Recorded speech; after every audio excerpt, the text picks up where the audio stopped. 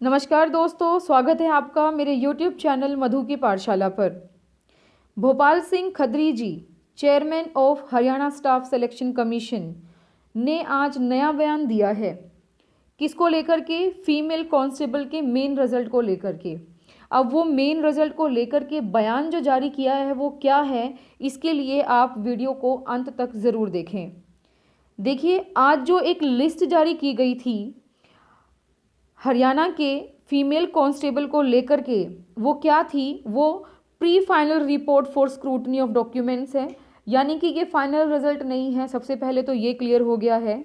जो candidates physical के लिए गए थे तो वहाँ पे जो उनके डॉक्यूमेंट्स की स्क्रूटनी हुई है, उस स्क्रूटनी के बेस पे उन्होंने एक लिस्ट जारी की है कि जो कैंडिडेट फिजिकल क्लियर कर पाया उनकी क्या क्या डिटेल उनके पास है। जैसे कि रोल नंबर आ गया उनका, कैंडिडेट्स की डिटेल्स आ गई। कैंडिडेट्स की डिटेल्स में हमारे पास उनका name, father name, date of birth, ठीक है, कैटेगरी, डोमिसाइल उनके पास है या नहीं है, वो यस नो में उन्होंने जो है वहाँ पे मेंशन किया होगा। ग्रेजुएशन उनके पास है या नहीं है, ठीक है, ये देखिए ग्रेजुएशन, पोस्ट ग्रेजुएशन, एनसीसी का सर्टिफिकेट, गवर्नमेंट जॉब में उनके घर में से कोई बंदा है या नहीं, ठीक है, यस और नो वहाँ पे करना था, कौन है अगर है तो, ठीक है। और साथ में क्या था कि वो फादरलेस हैं, विडो हैं या नहीं है, एन में से दोनों में से कोई नहीं है, ठीक है, ट्राइबल कैटेगरी से वो हैं कि नहीं, और उनके पास कोई एक्सपीरियंस है या नहीं है इस फील्ड का, वो भी उनमें यस नो करना था।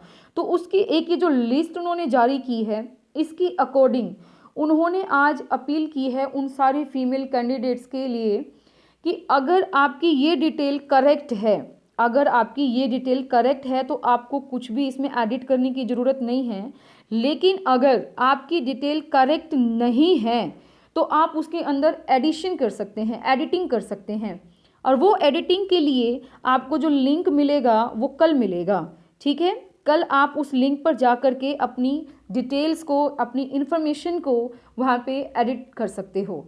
अब देखिए उसके लिए क्या प्रोविज़न है, उन्होंने ये चीज़ बोला है कि जो भी कैंडिडेट आप ये कहता है कि हमारे घर में एक जो है गवर्नमेंट जॉब कैंडिडेट था लेकिन उन्होंने फिल नहीं किया था, तो अगर उनका रह गया हो तो वो फिल कर सकते हैं। किसी की डेट ऑफ बर्थ गलत हो गई है तो डेट ऑफ बर्थ को वो करेक्ट कर सकते हैं, ठीक है। ये तो हो गया वो कि जो बाय मिस्टेक हुआ होगा। लेकिन उन कैंडिडेट्स को भी ये ध्यान देना है जिन्होंने जानबूझकर जो है अपनी डिटेल्स गलत भरी हैं। तो जो जानबूझकर गलत भर आए हैं ज़्यादा नंबर लेने के लिए, अभी मैं आपको नंबर्स भी डिटेल में डिस्कस करूंगी कि किस किस चीज़ के कितने कितने मार्क्स आपको मिल रहे हैं, ठीक है। तो वो जो कैंडिडेट्स गलत इन्फॉर्मेशन से अपने नंबर लेना चाह रहे हैं तो उनके लिए सख्त कार्रवाई कर सकती है HSSC। तो वो ध्यान दें कि आपके पास एक मौका और है अपनी गलती सुधारने का। फाइनल रिजल्ट में अपना नाम लेकर आने का आपके पास एक मौका और है।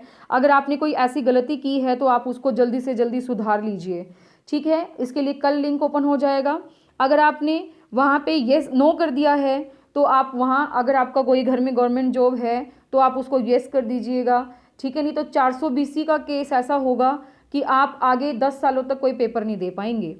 तो इस लालच में ना रहें कि अभी मैं पेपर दे दूं तो देखी जाएगी, लेकिन वो देखी जाए वाली बात है ना, वो तो दिमाग में से निकाल दो भाई। क्योंकि आज के टाइम में जितने भी वो इन्वेस्टिगेशंस चल रहे हैं ना, कभी HCS वाले पकड़ रहे हैं, कभी HPSC वाले पकड़े जा रहे हैं, तो वो दिमाग से निकाल देना कि भाई तुम्हारे ऊपर शिकंजा नहीं कसा जाएगा, ठीक है। तो इसके लिए आप कल लिंक ओपन हो जाएगा, कल अपनी जितनी भी डिटेल्स हैं अगर गलत हैं तो एडिट कर लेना, अदरवाइज एडिट करने की ज़रूरत नहीं है, पहली बात।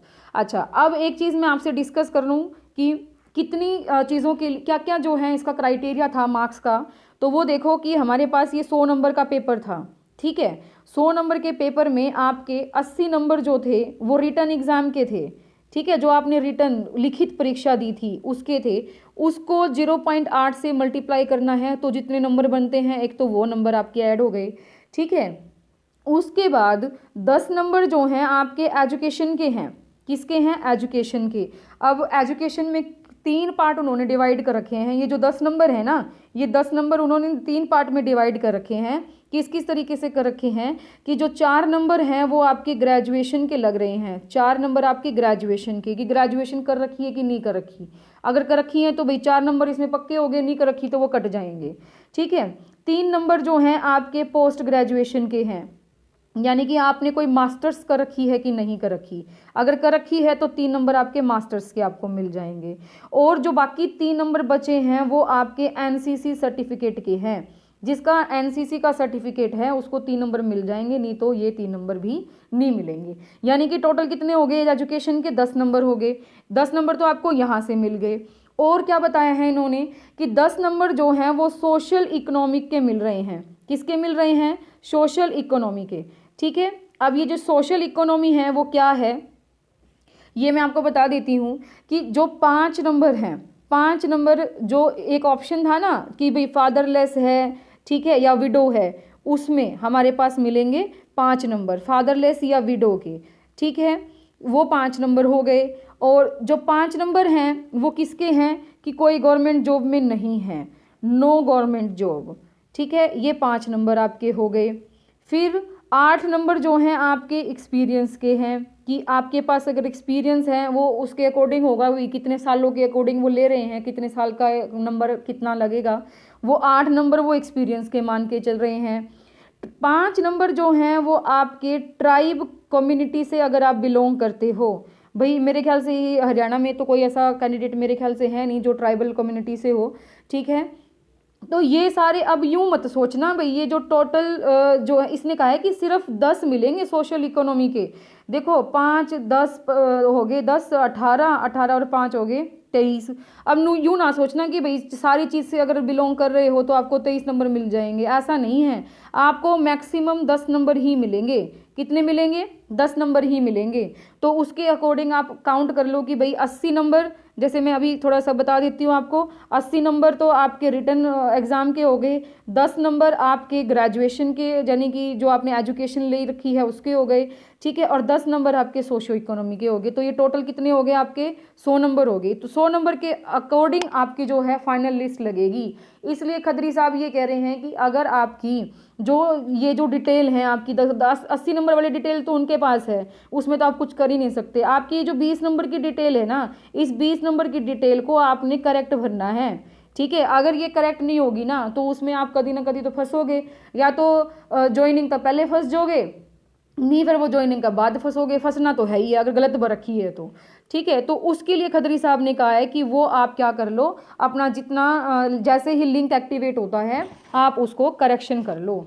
ठीक है, अब एक चीज़ और इसमें मैं बता दूं कि जो रिज़ल्ट है उसमें जो फिज़िकल जिसने पास किया था, देखो 7700 बच्चे जो हैं वो बुलाए गए थे फिज़िकल के लिए, और उसमें से 5234 लड़कियों ने जो है फिज़िकल क्लियर किया था। तो ये भी बहुत अच्छी बात है। देखो कि जो आपका ये डाटा है इसमें से ही आपको सिलेक्शन लेना है। ठीक है, तो ये जो थी ये पूरी की पूरी डिटेल मैंने आपको बता दी है। ठीक है, ये प्री फाइनल स्क्रूटनी रिजल्ट है, ये बात ध्यान रखेंगे, और अपनी जितनी भी डिटेल्स हैं उनको आप भाई करेक्ट कर लेंगे। ठीक है, इसके अलावा अगर कोई और जानकारी हमें मिलती है तो आपको यूट्यूब के माध्यम से वो जानकारी दे दी जाएगी। तो इसके लिए जुड़े रहिए मधु की पाठशाला के साथ।